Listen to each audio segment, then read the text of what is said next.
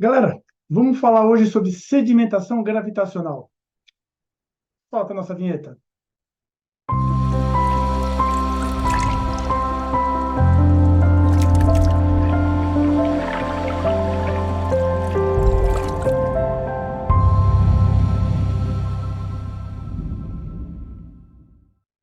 Olá, sejam muito bem-vindos, sejam muito bem-vindas. Aqui é o Dr. Fábio e esse é o nosso canal da EcoClass. O nosso canal da EcoClass para mais um programa Bate-Papo sobre Saneamento.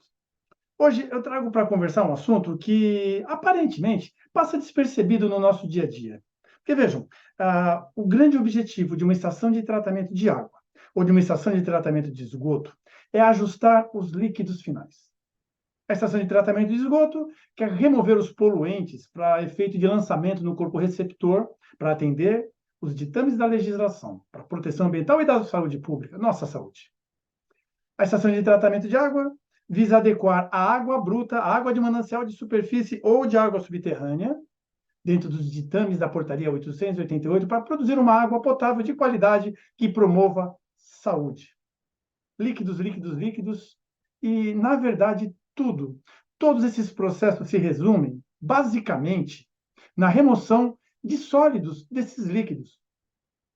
E dentre as diversas tecnologias que existem, que são aplicadas tanto numa ET como numa ETA para remover esses sólidos, hoje a gente vai falar daquela que talvez seja a mais simples, aquela que gaste menos esforço operacional e energético. Me refiro à sedimentação gravitacional. Bora lá trocar uma ideia sobre esse assunto? Então vamos lá. Aí está o tema da nossa conversa de hoje: sedimentação gravitacional. Mas antes, é claro, uma importante contextualização.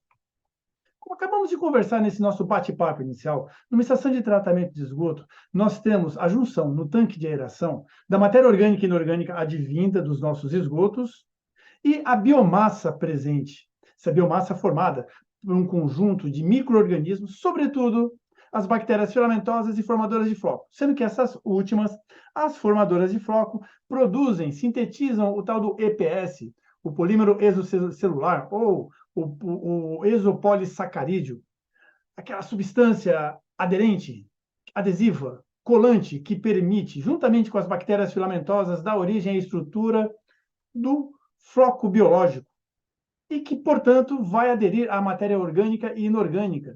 Isso é o que nós chamamos de biofloculação. A biofloculação, então, é um conjunto de atividades microbiológicas em contato com sólidos no esgoto que formam um floco biológico. Esse floco biológico, a despeito de tudo que vai acontecer dentro dele no que diz respeito à estabilização da matéria orgânica, num dado momento será encaminhado para o decantador secundário. E lá, esse lodo biológico, essa biomassa sedimentará e dará origem a um efluente que será descartado. Bom, na outra ponta do saneamento, na estação de tratamento de água, algo parecido vai acontecer. Porque nós temos lá os tanques de mistura rápida e os tanques de mistura lenta, que simulam, por sua vez, a etapa de coagulação e floculação, sendo assim a nossa água bruta. E aqui eu vou usar, em especial, a água advinda de mananciais de superfície. Essa água, recheada de colóides, receberá o acréscimo de coagulantes, sais metálicos de ferro ou alumínio, e com o devido ajuste de pH, provocará a desestabilização elétrica desses colóides, formando colóides instáveis eletricamente, que na etapa subsequente, na floculação, com menos aporte energético, apenas com uma leve mexida aqui da massa líquida para permitir os choques efetivos, nós teremos a formação dos flocos aglomerados desses colóides, os quais terão uma velocidade de sedimentação, agora agrupados, muito maior do que dantes isolados. Essa massa será encaminhada com esse líquido para decantadores, onde ocorrerá, tal qual vimos agora há pouco, a separação de um lodo e de uma água decantada. Aqui, a água que vai para os filtros. Mas esse contorno não nos interessa. O que nos interessa é ver que ambas as estações de tratamento de esgoto e de água possuem um processo de separação sólido-líquido baseado na sedimentação. E aí entramos, então, no nosso assunto, a sedimentação gravitacional. Galera, a sedimentação gravitacional, por conceito, é um processo de separação sólido-líquido que tem como força propulsora a ação da gravidade, ou seja, não há introdução de componente energético e de nenhum artifício mecânico.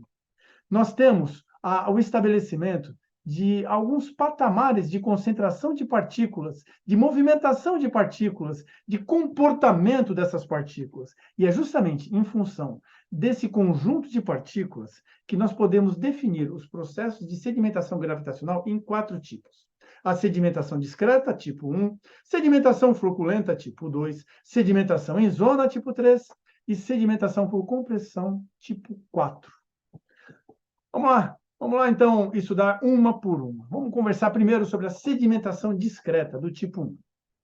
Na sedimentação discreta, as partículas elas permanecem tanto com as suas dimensões como com as suas velocidades de sedimentação constante ao longo de todo o processo de sedimentação.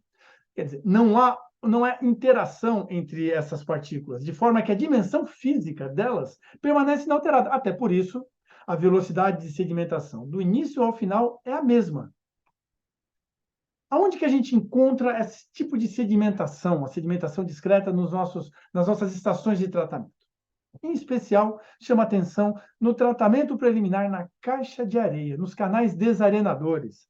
Lá, onde nós teremos a remoção de areia do esgoto, nós podemos observar a sedimentação discreta. Isto porque a partícula, o grão de areia, é uma partícula de silicato. Aliás, agora há pouco falei por tabela dela, quando me referi aos coloides estabilizados eletricamente, que na coagulação serão desestabilizados. Os coloides, as partículas coloidais da água bruta, são estáveis eletricamente, é claro, por conta de toda a teoria da dupla camada, que a gente até tem um bate-papo sobre isso, não é assunto para agora, mas porque lá na raiz, na superfície do coloide, nós temos silicatos, os mesmos silicatos que vão agora compor a areia. Esses silicatos, esse grão de areia, possui um diâmetro efetivo que vai variar de 0,2 milímetros a 0,4 milímetros. E que, portanto, como o diâmetro efetivo e a massa é quase que, eu vou dizer, inalterada, salvo as devidas proporções, tá? Mas é muito constante esses valores, a velocidade de sedimentação da areia não muda muito, 2 centímetros por segundo. Isso faz com que a partícula da areia ela esteja sujeita única e exclusivamente às forças físicas que norteiam a sedimentação gravitacional. Que forças são essas? São as forças de arraste e de empuxo que tende, por conta do deslocamento da massa líquida da partícula, que tende a jogá-la para cima, e o peso da própria partícula. Como esse peso, esse diâmetro, ele se mantém constante ao longo de todo o processo, portanto, o peso também, esse conjunto, ele não se altera durante todo o processo de sedimentação, já que, lembrando e enfatizando, uma partícula de areia sedimenta sem interagir com a outra. Esse diâmetro, esse volume mantém-se constante. Bom, isso faz com que seja possível, inclusive, dimensionar os canais de areia. Porque esses canais de areia serão tal qual, onde essa velocidade de sedimentação, que é da partícula areia, que é a partícula que eu quero remover, seja a razão da vazão aplicada e da área superficial. Pois bem, isso aqui nada mais é, galera, do que a taxa de escoamento superficial, o Qzinho. Então, se eu consigo aplicar uma taxa de escoamento superficial menor do que a velocidade de sedimentação, eu vou falar da esquerda para a direita para ficar mais fácil para vocês lerem. Se eu consigo garantir que a velocidade de sedimentação seja maior ou igual à taxa de escoamento superficial, essas partículas elas vão ficar retidas na caixa de areia. Por quê? Porque elas vão ficarem bloqueadas antes do canal terminar. Por quê? Porque a velocidade de escoamento é tal qual que faz com que essas partículas... Porque, veja, nós temos uma velocidade na horizontal e uma aqui é da sedimentação. Essa velocidade aqui de sedimentação, ela tem que ser maior ou igual a essa daqui, a essa resultante. Logo, um dos principais parâmetros que eu tenho que controlar no canal de areia é justamente a velocidade de escoamento. E por isso que aqui tem uma calha baixa. Então, se eu garantir uma velocidade aproximadamente de 0,3 metros por segundo, eu consigo reter areia. E vejam que a gente está falando de algo que realmente sofre uma influência direta da velocidade. a prática nos mostra que velocidades inferior a 0,15 metros por segundo, eu começo a sedimentar o que eu não quero. Por exemplo, matéria orgânica. Isso pode me dar problemas. E superior a 0,4, a areia vai conseguir passar e vai lá para o meu processo, meu tratamento primário e secundário, atrapalhando tudo. Então, é importante que eu consiga controlar essa velocidade. E vejam, eu não tenho só areia no esgoto, eu tenho a matéria orgânica. Essa matéria orgânica, diferentemente da areia, ela tem uma velocidade de sedimentação variável. Eu tenho que garantir, portanto, que esse fluxo retenha apenas areia, não a matéria orgânica. Por sorte, o comportamento em termos de sedimentação gravitacional dessas duas partículas são muito distintos, então eu consigo construir um canal, construir uma estrutura onde eu escolho qual eu vou conseguir reter. Essa daqui a gente vai deixar para cá, para sedimentação floculenta, sedimentação do tipo 2.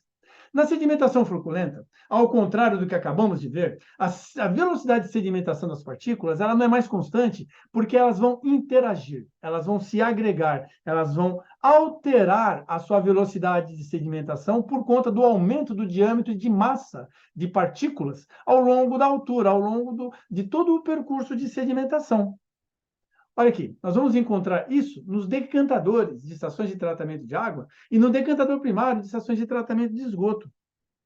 A sedimentação fluculenta do tipo 2, ela faz com que a velocidade, veja só, ela vá sofrendo modificações ao longo do percurso percorrido, porque ao longo dessa sedimentação, ao longo da queda das partículas aqui para o fundo do reator, elas estão interagindo entre si, elas estão aumentando, elas estão floculando, elas estão se agregando, elas estão tendo a chamada floculação por sedimentação diferencial, impactando diretamente na sua velocidade de sedimentação. A dimensão física é alterada durante esse processo, fazendo com que, ao contrário da sedimentação discreta, nós tenhamos aqui uma curva, uma diminuição da velocidade bem perceptível à medida em que a distância em que essas partículas vão percorrendo no reator ocorre, porque quanto mais para cá, maior a quantidade de choques efetivos e, portanto, maior o aumento da sua massa, que vai conduzir no aumento da velocidade de sedimentação. Bom, chegamos à sedimentação do tipo 3, sedimentação por zona. A sedimentação por zona, as partículas, elas vão formar um bloco e vão começar a sedimentar em conjunto. Nesse caso aqui, nós temos uma concentração de sólidos alta, que faz com que essas interações, essa sedimentação floculenta que acabamos de ver na sedimentação por zona, ela é mais efetiva. Aqui nós temos uma sedimentação por zona, uma sedimentação floculenta mais observada, porque a concentração de sólidos é muito alta. Por isso, eu consigo enxergar uma interface muito clara entre o líquido e o sólido, na medida em que o tempo vai passando. A sedimentação por zona, ela pega carona na sedimentação floculenta, porém, com uma concentração de partículas muito maior, fazendo com que esse nível de interação, de floculação, de aumento, de mudança de massa seja mais observado e que, portanto, eu consiga ver um bloco rígido sedimentando com o passar do tempo. O interessante, meus amigos e minhas amigas, é que essa sedimentação por zona, ela ocorre no decantador secundário. E isso me permite, essa característica de sedimentação por bloco, me permite, graças a isso, observar qual é a qualidade dessa sedimentação. Um parâmetro muito utilizado por isso na operação de estações de tratamento de esgoto é a determinação do índice volumétrico do lodo, que nada mais é do que o volume ocupado por 1 grama de lodo. O IVL me permite avaliar a sedimentabilidade do lodo biológico, porque ele é a razão entre o volume sedimentado, de massa sedimentada em 30 minutos, e a massa de sólidos em suspensão total que essa biomassa possui. Então, dessa razão, eu vou retirar o valor do IVL e a literatura é pródiga em me oferecer valores de referência para eu entender se a sedimentabilidade do meu lodo está perfeita, está muito boa, está média, está tolerável, está má, está ruim ou está péssima, de acordo com os resultados de IVL produzidos. Lembrando, O IVL nada mais é do que a tradução dessa sedimentação por zona que nós enxergamos no decantador. Por quê? No decantador secundário, a biomassa floculada lá no reator biológico, biomassa que sofreu a biofloculação, o floco biológico, ele está numa concentração muito alta e que vai continuar interagindo no decantador secundário e que vai sedimentar por bloco. O que eu quero é que esse bloco ele forme essa interface com o líquido de uma maneira muito nítida, onde eu consiga ver aonde termina um e começa o outro, onde eu tenha um efluente altamente clarificado e uma biomassa muito bem sedimentada. Muito bem sedimentada, e que para isso eu posso, inclusive, avaliar se o meu decantador secundário, se a minha partícula, se o meu floco biológico, ele vai sedimentar bem, não só pelo IVL, mas também pela velocidade que essas partículas vão dispor no meu decantador secundário. Ou seja, eu consigo determinar a velocidade de sedimentação quando eu observo a sedimentação por zona. De que maneira? Observando o comportamento ao longo do tempo da interface entre o lodo e o líquido. Eu vou marcando ao longo do tempo essa interface e eu consigo interpolar esses valores, a altura do lodo formado pelo tempo. Isso vai me produzir um gráfico. E aqui, exatamente nesse trecho linear, eu tenho como obter a velocidade de sedimentação. A velocidade de sedimentação será expressa pelo coeficiente angular dessa reta. Vamos ver como que a gente faz isso? Vamos lá. Ó, aqui, ó, eu tenho um lodo. Opa, deixa eu tirar a botãozinha aqui. Sedimentando. O que eu vou fazendo? Ao longo do tempo, eu vou marcando o volume de lodo sedimentado. Galera, eu usei essa imagem aqui. Você já deve, quem acompanha o nosso canal, deve estar pensando, poxa, eu já vi esse vídeo. Eu já usei esse vídeo para mostrar para vocês o lodo granular aeróbio, porque isso aqui é um lodo granular. Por isso que está sedimentando tão rápido assim. Mas é que é um vídeo tão bacana, que ilustra tão bem a sedimentação por zona, e depois aqui embaixo, já vou dar até um spoilerzinho, a sedimentação por compressão, que eu acabei deixando ele aqui. Mas o que a gente vai fazer então? Nós vamos determinar a velocidade de sedimentação por zona, que é, além de um parâmetro de projeto, é também um parâmetro de controle para o nosso sistema de tratamento. O que eu vou fazer então? Eu vou pegar lá a minha proveta, vou colocar a minha massa, meu lodo biológico, vou startar o cronômetro e vou começar, ao longo do tempo, de 30 minutos, medir a interface entre líquido e lodo. Galera, aqui quer dizer que eu tenho 850 ml de lodo. Aqui 630 ml de lodo, 490, 270 ml de lodo. O que eu meço é o volume de lodo. Bom, aí o que eu faço? Como eu quero expressar em termos de velocidade, eu vou transformar esse volume em deslocamento. Eu vou ter o quanto que esse lodo se desloca, não o volume de lodo deslocado, sedimentado, eu vou ter o volume, a altura do lodo sedimentado. Isso é muito fácil.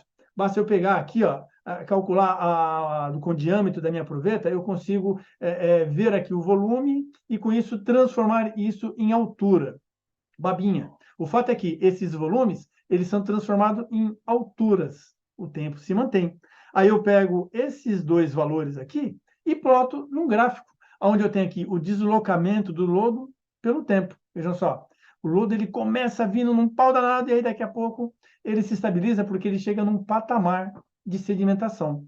O que eu vou fazer? Eu vou escolher o trecho linear, porque é desse trecho linear que eu vou conseguir extrair uma equação de uma reta linear, uma reta aqui, aquele AX mais B, vou obter a equação da reta e a minha velocidade é justamente isso aqui, ó, o A da equação da reta.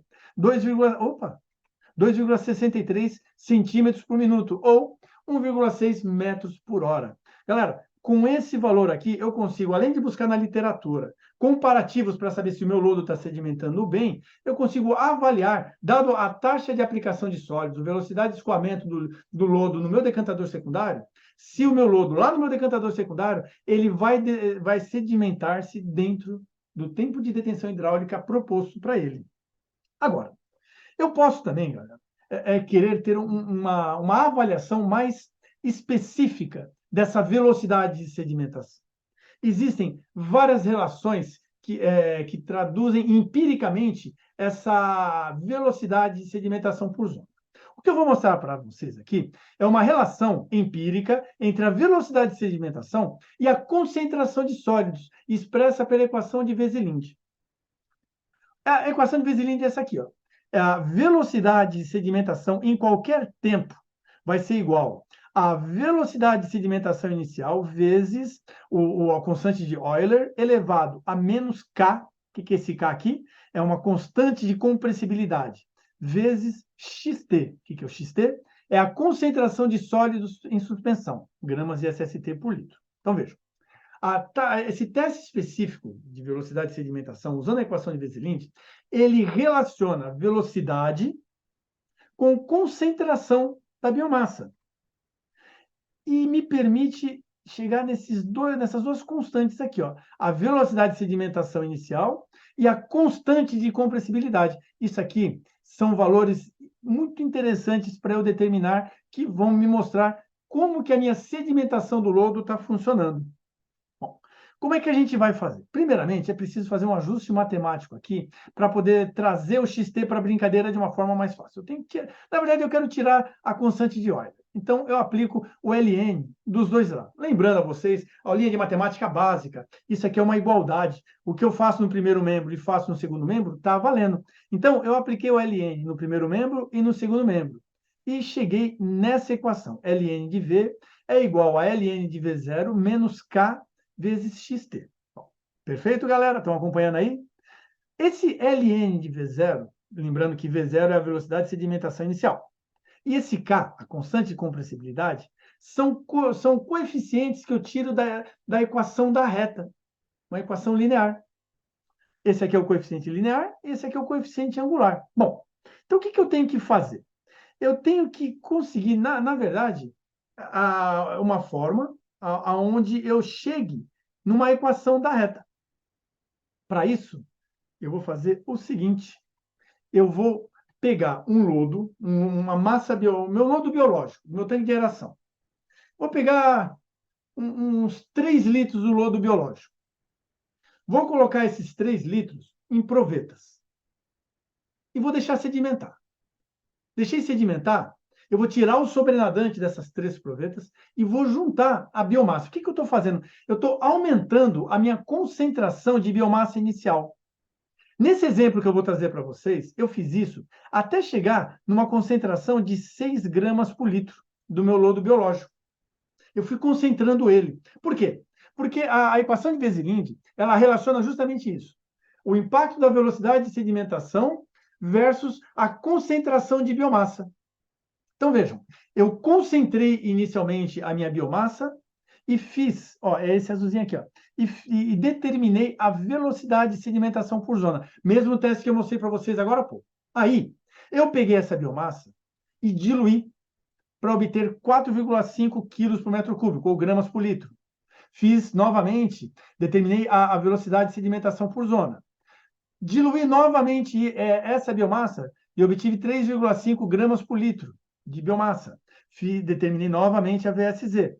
Fiz a mesma coisa, fiz uma nova diluição, obtive 2,5 gramas por litro. Uma nova diluição e obtive 1,9 gramas por litro. Ou seja, eu peguei o meu lodo biológico, eu o concentrei e fui fazendo diluições, e para cada diluição eu determinei a concentração e a velocidade de sedimentação. Então, vejam, esse gráfico aqui, de 30 minutos, com os deslocamentos do lodo, ele congrega o comportamento da minha biomassa sedimentando com diferentes concentrações de lodo. Olha só aqui, ó, com 6,1 gramas por litro, olha como a sedimentação é impactada. E aqui, com 1,9 gramas por litro, olha como a sedimentação é diferente. O fato é que eu tive 1, 2, 3, 4, 5 perfis de velocidade de sedimentação relacionando diferentes concentrações de lodo. Sabe o que é isso aqui? Isso aqui é o meu xt. Bom, o que eu fiz então? Para cada uma dessas curvas, eu peguei o trecho linear para cada uma delas e obtive a equação da reta para cada um desses trechos linear. Eu obtive a minha velocidade para cada concentração que eu ensaiei. Então, para cada xt, o que eu tive? Eu tive uma velocidade, um V0 aqui, ó, uma velocidade inicial. Olha aqui, coloquei aqui, tirando da equação da reta, para cada concentração. E aí, transformei em metros por hora apenas para facilitar a vida. Eu já tenho o xt aqui, que é a minha concentração para cada uma dessas velocidades, para cada um desses V0. E eu apliquei o ln aqui. Obtive aqui o ln de V0. E aí, plotei um gráfico de ln de V0 por xt. Aquele. E obtive uma nova equação da reta, relacionando essas velocidades com essas diferentes concentrações da minha biomassa. Com essa equação da reta, galera, eu consegui obter o ln, olha aqui o ln aqui, ó, é o B, 2,45, e a minha constante de compressibilidade, que é aqui o coeficiente angular, 0,6. Porém, essa velocidade, esse valor aqui, 2,45, está na forma de logaritmo neperiano. Então, eu extraio a velocidade, o meu V0, e obtenho o valor de 11,64 metros por hora. Ou seja, esse meu lodo, ele tem uma característica dentro desse conjunto, ao longo variando a concentração de sólidos, essa é a velocidade que ele vai ter quando comparado, quando submetido a essas mudanças de sólidos. E isso aqui é o quanto ele vai conseguir se comprimir, o quanto que ele vai conseguir ter de compressão. Isso significa o quanto que ele vai expulsar de água, que a gente vai falar daqui a pouco na sedimentação por compressão. Mas o que eu tenho que fazer, então? Buscar ajuda na literatura e ver, e comparar esses resultados que eu obtenho.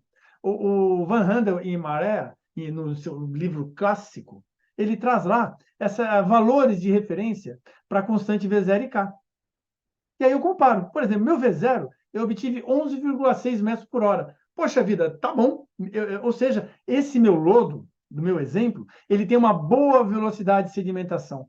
Porém, quando eu dou uma olhada aqui na compressibilidade dele, eu vou ver que a compressibilidade dele não está boa, não. Ele não teve uma boa compressibilidade. Ou seja, ele ainda possui muitos vazios dentro de si que permite que líquidos intersticiais se permaneçam. Ele não consegue ter uma boa compressibilidade. Galera, esse teste específico para velocidade de sedimentação, usando a equação de Veselin, ele pode ser aplicado para lodos ativados convencionais, mas também para lodo granular aeróbio. No lodo granular aeróbio, esses resultados eles acabam sendo bem expressivos, porque me permite ver o efeito da granulação aeróbia. Bom, e aí a gente chega, galera, na última classificação de sedimentação gravitacional, na sedimentação por compressão, a sedimentação do tipo 4, que a gente já falou um pouquinho na sedimentação por zona, quando falamos de compressibilidade, e lá embaixo, lembra lá da equação, do gráfico, quando dá no finalzinho, entra num patamar? Pois é porque já sedimentou tudo que tinha para sedimentar. A sedimentação por compressão é quando não dá mais para a partícula descer, sofrer a ação da gravidade. Aqui, na sedimentação do tipo 4, a concentração da suspensão é estupidamente alta. Então, o que acontece? O peso da partícula, de uma partícula de cima, empurra a partícula de baixo para mais baixo ainda, fazendo com que, se a massa permitir, esse peso que ela provoca na partícula de baixo, vai fazer com que o líquido saia, e a partícula ocupe o lugar do líquido, comprimindo cada vez mais o lodo. Olha aqui. Então, eu tenho as partículas aqui começando a sedimentação por floculenta / por zona, e dali a pouco elas começam a se juntar. A sedimentação do tipo 3 aqui. Aqui é a sedimentação do tipo 2, aqui é a sedimentação do tipo 3, e olha só aqui o que acontece. As partículas, elas têm o seu peso espremendo a outras e o líquido está saindo. Ela exerce uma compressão, por isso que chama sedimentação por compressão. Essa sedimentação por compressão, ela pode ocorrer nos fundos dos decantadores secundários. É por isso que, geralmente, lá no lodo que está no fundo do decantador secundário, aquele que vai para a elevatória de retorno de lodo ou de descarte intencional de lodo, Esse lodo, ele tende a ter um sólidos em suspensão, uma concentração de sólidos em suspensão, quase o dobro do que eu tenho no tanque de aeração. É muito normal, se eu tenho no tanque de aeração 2.000 miligramas por litro de SST, no lodo de retorno eu vou ter 5.000, 6.000. Por quê? Porque no fundo do decantador secundário eu tenho a sedimentação flocculenta, a sedimentação por zona e, por fim, a sedimentação por compressão, quase que dobrando a concentração de lodo. A gente encontra também essa sedimentação por compressão do tipo 4 em adensadores de lodo. O adensador de lodo está lá na linha de tratamento da fase sólida, onde eu começo a querer aumentar o teor de sólido do meu lodo, diminuir o teor de umidade. Então, os adensadores trabalham justamente com TDAHs que permitam que ocorra essa compressibilidade do lodo, fazendo com que os líquidos intersticiais vão para cima, e o lodo se concentre cada vez mais. Eu posso atingir em adensadores teor de sólido da ordem de 4%. Enfim, meus amigos e minhas amigas, a sedimentação gravitacional ela é largamente utilizada em N processos em estações de tratamento, de esgoto e de água. E está aí para a gente entendê-las. Elas acabam acontecendo muito em função da concentração de partícula presente no sistema. Então, vejam, quando eu tenho um baixo teor de sólidos, uma menor concentração de partículas, eu vou encontrar a sedimentação do tipo 1 e do tipo 2. Na medida em que esse teor de sólidos, essa concentração de partículas, ela aumenta, eu vou migrando para a sedimentação do tipo 3, até chegar na sedimentação do tipo 4, onde é, digamos, máxima a compressão, o compactamento das partículas. Galera, eu espero que vocês tenham gostado do conteúdo, tenham compreendido bem esses mecanismos de sedimentação e, mais do que nunca, gostou? Dá o like, compartilha, aciona o sininho, ajude-nos a convencer o robozinho do Google que somos relevantes. Siga-nos em nossas redes sociais, nós temos cursos para oferecer a vocês, desconto para oferecer a vocês e conteúdo interessante. Estejam conosco porque nós queremos estar com vocês. Eu vou ficando por aqui, me despedindo, e até o nosso próximo bate-papo sobre saneamento. Cuidem-se. Até!